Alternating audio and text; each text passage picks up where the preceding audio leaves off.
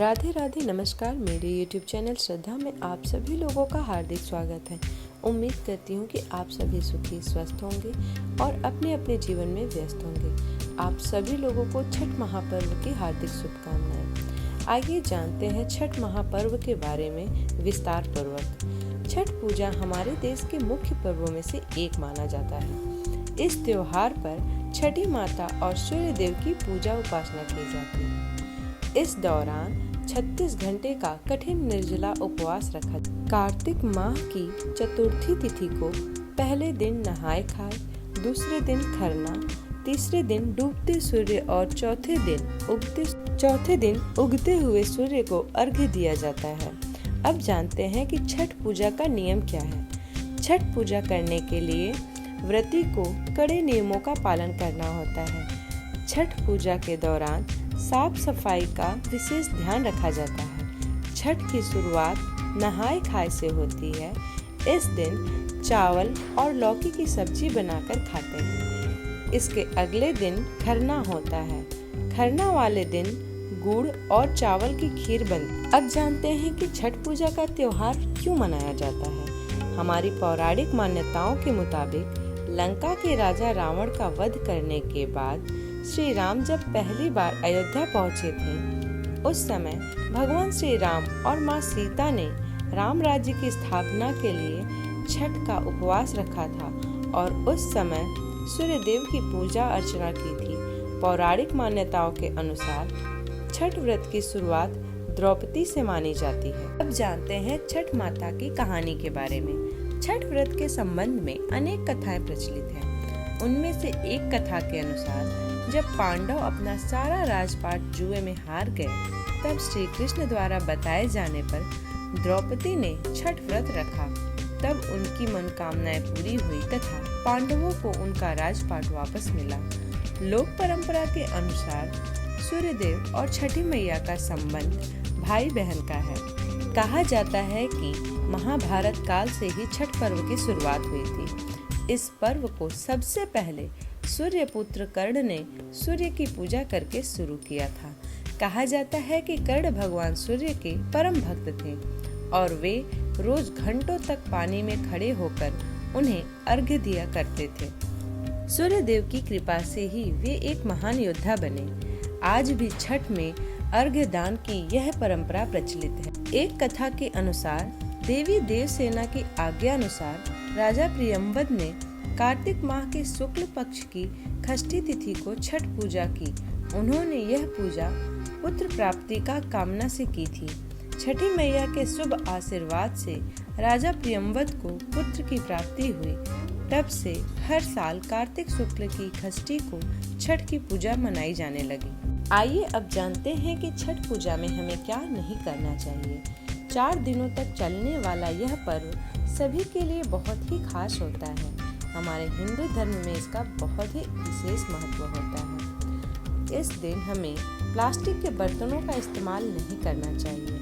लहसुन व प्याज का सेवन बिल्कुल भी नहीं करना चाहिए। सूर्य देव को अर्घ्य दिए बिना कुछ नहीं खाना चाहिए। सेंधा नमक का इस्तेमाल भी नहीं करना चाहिए। अब जानते हैं कि छठ पूजा पर कौन से देवता की पूजा होती है।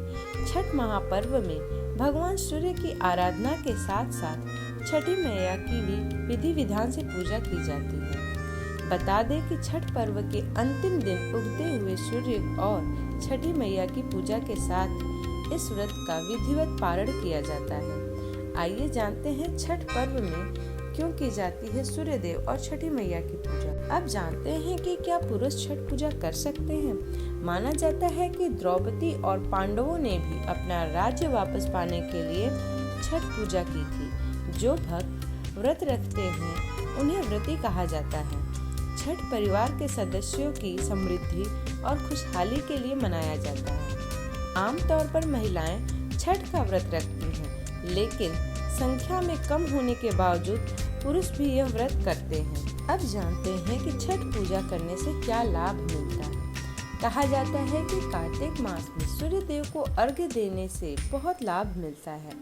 छठ की ये पूजा भी इसी दौरान होती है। छठ की पूजा 4 दिवसीय होती है। कहा जाता है इस दौरान सूर्य देव की उपासना करने से मान सम्मान और तरक्की मिलती है। जानते हैं कि छठ पूजा में क्या क्या सामग्री चाहिए होती है।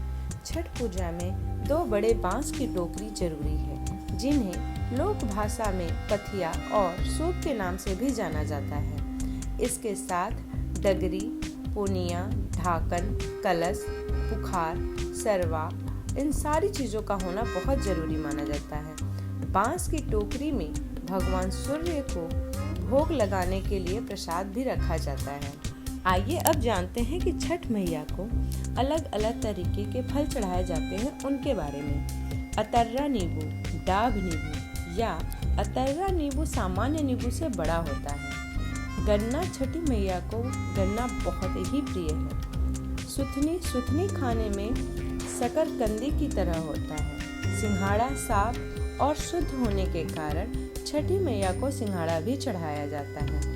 नारियल और केला, इन सारी चीजों को छठी मैया को चढ़ाया जाता है। जानते हैं कि क्या लड़कियां छठ पूजा कर सकती हैं? यह न सिर्फ हमारी परेशानी का समाधान है, बल्कि हर मनोकामना की पूर्ति का जरिया है। यही नहीं, छठ शुद्धता और पवित्रता का महापर्व है। यही कारण है कि इसे सिर्फ शादीशुदा महिलाएं ही कर सकती हैं। आइए अब जानते हैं कि छठ पूजा के चारों दिनों को क्या क्या कहा जाता है। छठ के पहले दिन को नहाए खाए कहा जाता है।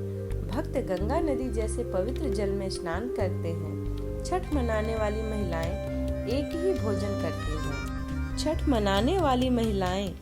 भोजन करती हैं और भक्त भगवान सूर्य के लिए प्रसाद तैयार करते हैं। दूसरे और तीसरे दिन को खरना और छठ पूजा कहा जाता है।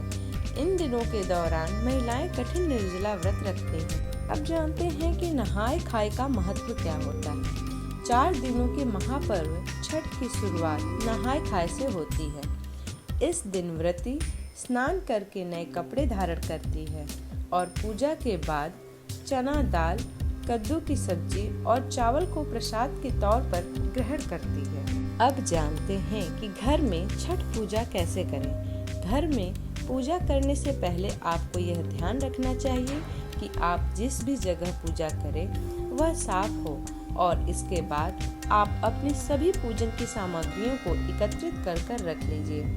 इसके बाद आपको छठ माता की पूजा करनी होती है।